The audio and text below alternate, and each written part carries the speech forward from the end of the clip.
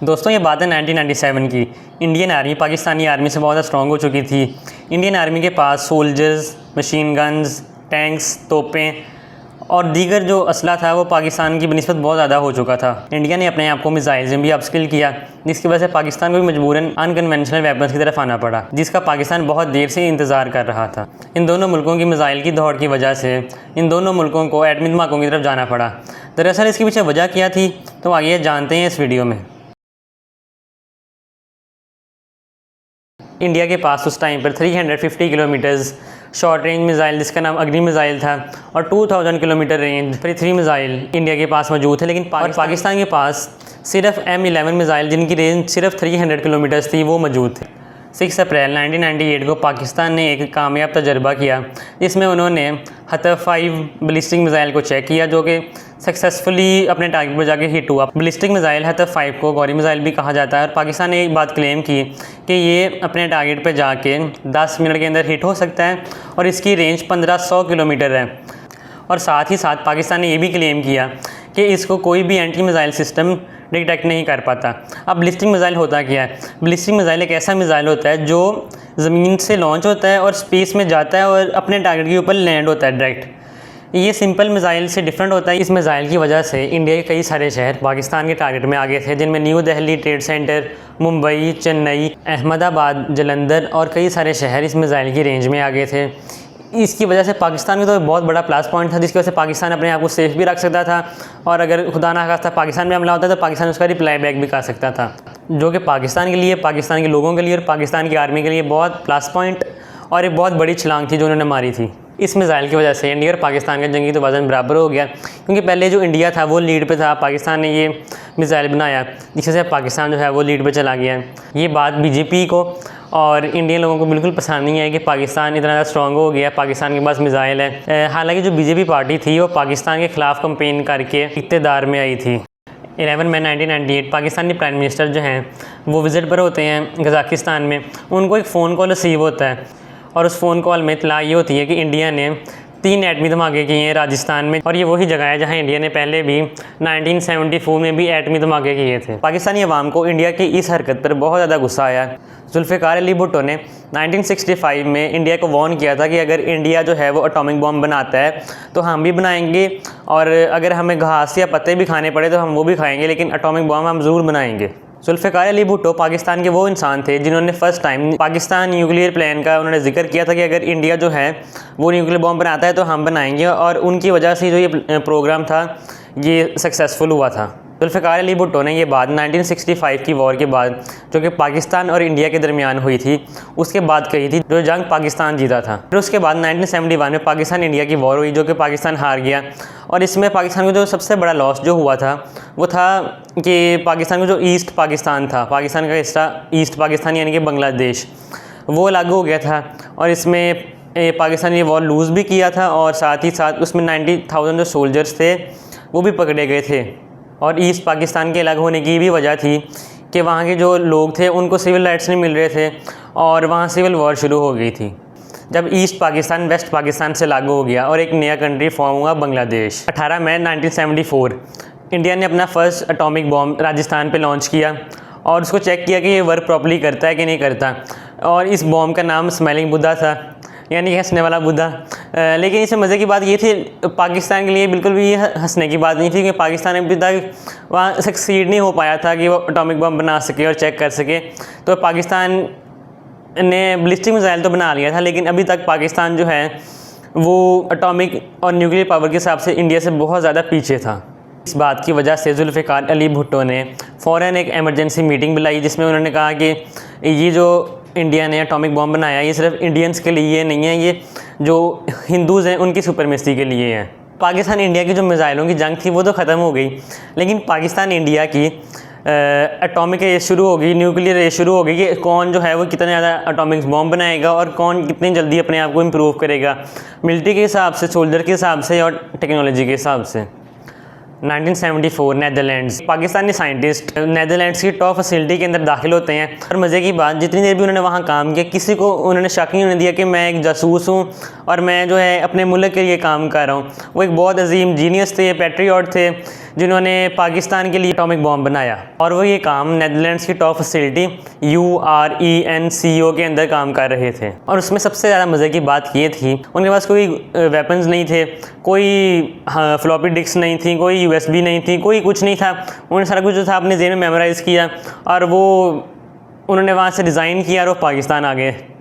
Doctor Abdul Qadeer Khan ने blueprints physically नहीं carry किए थे, उन्होंने अपने माइंड में कैरी किए थे और वो सारा कुछ मेमोराइज़ करके पाकिस्तान आए और वो न्यूक्लियर फैसिलिटी से डिज़ाइन करके आए थे कि भाई मैं आपके साथ और काम नहीं करना चाहता, मैं अपने जो मुल्क है मैं वापस जाना चाहता हूँ। इसके बाद जुल्फ़िकार अली भुट्टो ने डॉक्टर अब्दुल कदीर खान को इस्लामाबाद में कुछ पहाड़ियाँ हैं कहूता के नाम से, उनको उन्होंने वहाँ लैंड जो थी वो सॉर्ट की कि आपने जो है वो पाकिस्तान का जो एटॉमिक बॉम्ब है आप वो इस जगह पे बनाएं। बात जो थी वो यहाँ तक महदूद नहीं थी कि जुल्फ़िकार अली भुट्टो ने डॉक्टर अब्दुल कदीर खान को जो है वो उन्होंने लैंड सॉर्ट कर दी है, दे दी है, तो सारा काम जो था वो आगे डॉक्टर अब्दुल कदीर खान ने किया। इस प्रोसीजर में जुल्फ़िकार अली भुट्टो ने डॉक्टर अब्दुल कदीर खान की सबसे ज़्यादा मदद की इस प्रोसीजर में, क्योंकि वही थे जो पाकिस्तान उनको सेफली लाए थे, लैंड सॉर्ट की, उनको जो भी उनको सामान चाहिए था वो जुल्फ़िकार अली भुट्टो ने उनको प्रोवाइड किया। लेकिन इस बात में जो सबसे ज़्यादा बड़ा मसला था वो एक था कि पाकिस्तान एक मुस्लिम कंट्री है, इंडिया ने तो जो अपने एटॉमिक बॉम्ब्स हैं वो बनाए हैं क्योंकि USA की सपोर्ट है और साथ में बाकी कंट्रीज़ की भी सपोर्ट थी उस वक्त, फ्रांस की सपोर्ट थी, जर्मनी की सपोर्ट थी इंडिया को। इसमें पाकिस्तान को रोकने के लिए बहुत सारी ताकतें इन्वॉल्व थी, जिसमें CIA, मोसाद, MI6 जो है वो UK की इंटेलिजेंस एजेंसी है। एटॉमिक बॉम्ब बनाने के प्रोसीजर में जो मुझे सबसे ज़्यादा मज़े की बात लगती है वो ये है कि पाकिस्तान ने पूरी दुनिया को पागल बनाया और अपना काम भी करता रहा। पागल कैसे बनाया? पाकिस्तान ने एक फ़ेक लैब बनाई जहां उसने दुनिया को दिखाया कि हम है वो वहाँ काम कर रहे हैं, लेकिन जो असल जो काम हो रहा था वो कहूता की पहाड़ियों में हो रहा था। कहूता की पहाड़ियों में ये काम सक्सेसफुली स्टार्ट हो गया। इसमें जो जितने भी टूल्स चाहिए थे वो खुद गैराज में बनाते थे और वहाँ सीक्रेट साइंटिस्ट भी थे, पाकिस्तानी साइंटिस्ट थे। इसमें कोई भी पाकिस्तान को किसी भी तरीके की फ़ॉरेन हेल्प नहीं हासिल थी, ना साइंटिस्ट के हिसाब से थी। लेकिन इसमें जो पार्ट्स वगैरह चाहिए होते थे पाकिस्तान इंपोर्ट करता था बाकी मुल्कों से। इंपोर्ट होता है यानी पाकिस्तान दूसरे कंट्रीज से हेल्प लेता था। इसमें सुनने में आता है कि नॉर्थ कोरिया ने और चाइना ने इसमें पाकिस्तान की हेल्प की थी और वो की भी थी पाकिस्तान की हेल्प ताकि वो न्यूक्लियर बॉम्ब बना सके। अब इसमें बात ये आती है कि पाकिस्तान ने जो पार्ट्स थे वो इंपोर्ट कर लिए चाइना से और नॉर्थ कोरिया से, लेकिन वो पाकिस्तान के कहूता की पहाड़ियों में लाए कैसे? वो नॉर्मल वैन्स थी, उन मिलिट्री की वैन्स ने यूज़ की गई, उधर नॉर्मल व्हीकल यूज़ किए गए। मेनली रात के टाइम रखा गया ये जब भी पार्ट्स कहूता की पहाड़ियों में आने हैं। उन्होंने कहूता की पहाड़ियाँ दरअसल यूज़ क्यों की? उन्होंने इसलिए यूज़ की ताकि वहाँ जो है वो स्पाई करना मुश्किल है और वहाँ गार्ड करना आसान है। और जी पाकिस्तान ने ये जितना भी काम किया हम इसको एक क्लेवर निंजा टेक्निक कह सकते हैं कि पाकिस्तान ने बड़ी अक्लमंदी से साथ ये सारी प्लानिंग की। ग्लोबल प्रेशर बहुत था पाकिस्तान पे, हर तरीके से प्रेशर था, मिलिट्री का भी प्रेशर था और साथ ही साथ पाकिस्तान जो है वो इंडिया से 1971 में वॉर भी हारा था। पाकिस्तान ने अपनी सेफ्टी के लिए एटॉमिक बॉम्ब बनाया ताकि बाकी कंट्रीज़ को भी इस बात का इल्म था कि पाकिस्तान जो है कुछ ना कुछ ख़राबी कर रहा है। लेकिन पाकिस्तान ने ये काम रात के टाइम किया और इसमें वुडन बॉक्स यूज़ किए और डिब्बे यूज़ किए जिस पे कुछ भी वाटर फिल्टर लिखा होता था या वेजिटेबल बॉक्सेस लिखे होते थे। तो अगर सैटेलाइट में चीज़ आती भी होगी तो उनको कंफर्म नहीं होता होगा कि भाई ये सही में कुछ गड़बड़ हो रही है कि या पाकिस्तान जो है वो एटॉमिक बॉम्ब बना रहा है। अब ये बात है 1980 की। अब जितनी मजाक की बातें थी कि CIA देख रहा हो सकता है, अब CIA को और इंडिया को कंफर्म होगा कि पाकिस्तान जो है वो एटॉमिक बॉम्ब के ऊपर काम कर रहा है और ये बना रहा है। अब इसमें मज़े की बात ये थी कि CIA और मोसाद और जितने भी जो वेस्टर्न कंट्रीज़ थे जो पाकिस्तान को रोकना चाहते थे कि पाकिस्तान जो है वो एटॉमिक बॉम्ब ना बना सके, क्योंकि उनको लोकेशन ये पता थी कि जो बॉम्ब है वो किस जगह पे लोकेटेड है। लेकिन उन्होंने पाकिस्तान को, पाकिस्तानी लोगों को और डॉक्टर अब्दुल कदीर खान को थ्रेट्स भेजना शुरू किए कि आप जो है वो एटॉमिक बॉम्ब ना बनाएं वरना अंजाम जो है वो बहुत बुरा होगा। लेकिन कुछ ही अर्से बाद इसराइल को जो पिन पॉइंट लोकेशन थी कि एटॉमिक बॉम्ब किधर बनाया जा रहा है उसकी लोकेशन पता चल गई। इसराइल ने खुफिया मंसूबा बनाया। वो मंसूबा ये था कि हम कहूता की पहाड़ियों के ऊपर बॉम्बिंग करेंगे, मिसाइलिंग करेंगे और डॉक्टर अब्दुल कदीर खान को मार देंगे और साथ में जो एटॉमिक बॉम्ब है उसको भी तबाह कर देंगे। ये बात पाकिस्तान के chief of army staff general Ziaul हक को पता चल गई। इसमें पाकिस्तान के चीफ ऑफ आर्मी स्टाफ ने इसराइल को वार्न किया कि अगर आप कोई भी गलत हरकत करेंगे तो इसका पाकिस्तान ज़रूर रिप्लाई बैक करेगा, अगर आप पाकिस्तान के ऊपर बॉम्बिंग करते हैं या आपको कहूता की पहाड़ियों के ऊपर बॉम्बिंग करते हैं।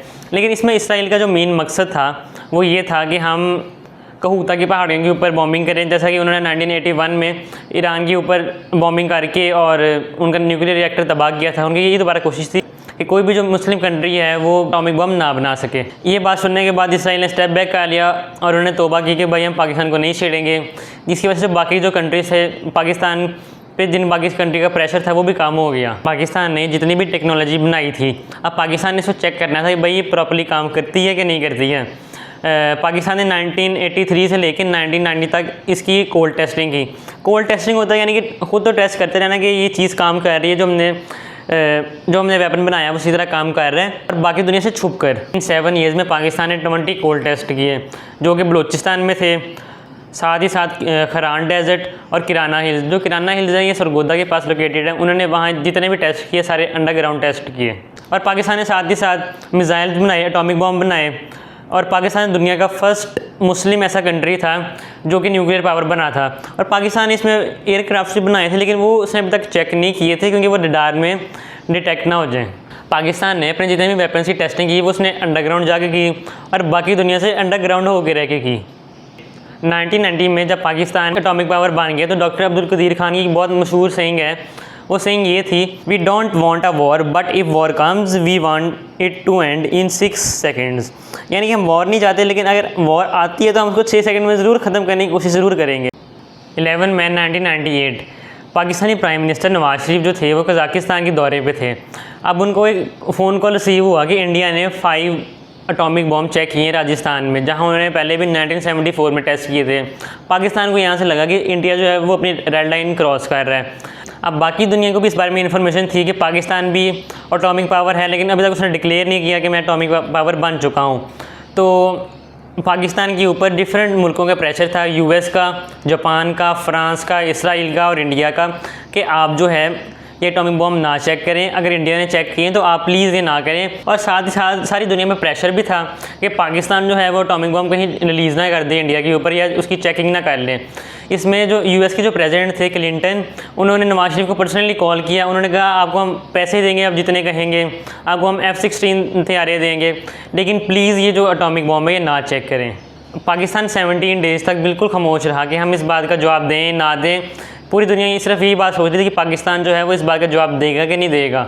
लेकिन बिल्कुल खामोशी में जितने भी कहूता में मिलिट्री साइंटिस्ट थे, लोग थे और एटॉमिक बॉम्ब थे, वो उन्होंने मूव करना शुरू किए बलूचिस्तान की पहाड़ियों में, ताकि वहाँ जाके वो चेक कर सकें और दुनिया को अपनी पावर दिखा सकें भाई कि पाकिस्तान जो है वो ऑफिशियली एक न्यूक्लियर पावर कंट्री है। अब पाकिस्तान अपने न्यूक्लियर वेपन्स पहाड़ों में ले गया, लेकिन अब उन्होंने वो पहाड़ियाँ डिग की हैं, खोद दी हैं, ताकि हम उनको वहाँ सील कर सकें अपने न्यूक्लियर वेपन्स को, ताकि हम वहाँ सील करके उनको चेक कर सकें। सील करने से मुराद ये नहीं कि जैसे हम कहते हैं सील्ड बाय समथिंग, यानी कि वो ताला लगा दिया जाए। सील्ड करने का मतलब ये है कि पाकिस्तान उनको वहाँ लेके गया, उसने वहाँ रखा, उसको सेव किया। CIA की फिर भी नज़र थी पाकिस्तान के ऊपर कि यहाँ तक लेके गए हैं।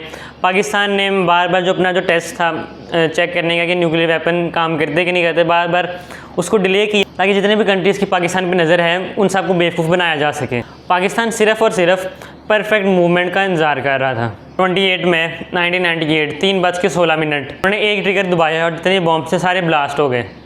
धमाका इतना ज़्यादा शदीद था कि इसकी खबर US तक पहुंच गई कि पाकिस्तान ने ये एटॉमिक टेस्ट कर लिया है और पाकिस्तान इसमें सक्सेसफुल रहा है। इस धमाके की वजह से जो बलूचिस्तान के चगाई पहाड़ थे उनका कलर वाइट हो गया था एटॉमिक हीट की वजह से और साथ ही साथ एटॉमिक रेडिएशन की वजह से। धमाके के 3 दिन बाद 30 मई 1998 को पाकिस्तान ने एक और धमाका किया जो कि चगाई 2 के नाम से मौजूद है। यानी कि 1998 में पाकिस्तान ने 6 एटॉमिक धमाके किए और ये 6 के 6 सक्सेसफुल हुए। तो सबसे ज़्यादा मज़े का सवाल जो मुझे लगता है कि इसमें पाकिस्तान का खर्चा कितना आया। इसमें सिर्फ पाकिस्तान का खर्चा $450 मिलियन आया, यानी कि बहुत थोड़ी सी अमाउंट थी। और ये पाकिस्तानी अमाउंट तकरीबन 12,000 करोड़ रुपया बनती है।